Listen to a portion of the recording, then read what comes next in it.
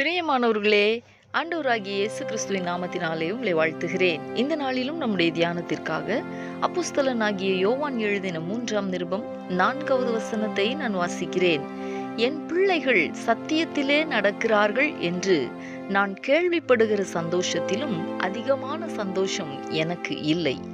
எனக்கு அன்பானவர்களே, அப்போஸ்தலனாகிய யோவான் தனக்கு பிரியமான சகோதரனாகிய காயு என்பவருக்கு எழுதும்போது, சகோதரர் வந்து நீ சத்தியத்திலே நடந்து கொள்ளுகிறாய் என்று உன்னுடைய உண்மையை குறித்து சாட்சி கொடுக்கும் பொழுது மிகவும் சந்தோஷப்பட்டேன் என்று சொல்லுகிறார்.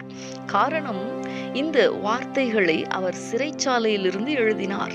அவர் அப்படி சிறைச்சாலையில் இருக்கும் பொழுது சகோதரர் அவரை சந்திக்க சென்ற நேரத்திலே அவர் இந்த நிருபத்தை அவர்களிடத்திலே கொடுத்து அனுப்புகிறார். அதிலே இதை எழுதியிருக்கிறார். இதை எழுதிவிட்டு அடுத்ததாக தான் என் பிள்ளைகள் சத்தியத்திலே நடக்கிறார்கள் என்று நான் கேள்விப்படுகிற சந்தோஷத்திலும் அதிகமான சந்தோஷம் எனக்கு இல்லை என்று அவர் சொல்லி இருக்கிறார்.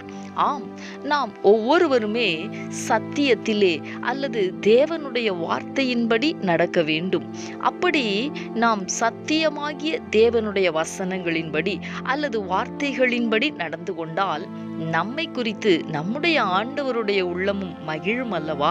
அன்பரே, நம்முடைய உலக பிரகாரமான தாய் தகப்பன்மாரே நம்மை குறித்து நற்காரியங்களை கேள்விப்படும் பொழுது சந்தோஷப்படுவார்களானால், நம்மை தாயின் வயிற்றில் இருக்கும் போதே அறிந்தவர் நாம் சத்தியத்திலே நடக்கும்போது நம்மை குறித்து நிச்சயமாய் சந்தோஷப்படுவார் அல்லவா? இந்த சத்திய வார்த்தைகளின்படி நடக்கவும் அவருடைய உள்ளத்தை சந்தோஷப்படுத்தவும் இந்த நாளிலே நாம் நம்மை அர்ப்பணித்து ஜெபிக்கலாமா? எங்களை நேசிக்கிற எங்கள் அன்பின் பரலோக தகப்பனே, ஆசீர்வாதமான இந்த நாளுக்காக உமக்கு நாங்கள் நன்றி செலுத்துகிறோம். இந்த நாளிலும் நாங்கள் சத்தியத்திலே நடக்கும் பொழுது உம்முடைய இருதயத்தை சந்தோஷப்படுத்துவோம் என்பதை நாங்கள் தியானித்தோமே. தகப்பனே, நீர் எங்களுக்கு தந்திருக்கிற இந்த சத்திய வார்த்தைகளின்படி எங்களுடைய வாழ்க்கையை நாங்கள் கட்டி எழுப்ப கர்த்தர் எங்களுக்கு உதவி செய்வீராக. இந்த வார்த்தைகளின்படி நாங்கள் நடக்க தவறின நாட்களை தேவன் தயவாய் எங்களுக்கு மன்னிப்பீராக. உம்மை துக்கப்படுத்தின நாட்களை எங்களுக்கு தயவாய் மன்னிப்பீராக.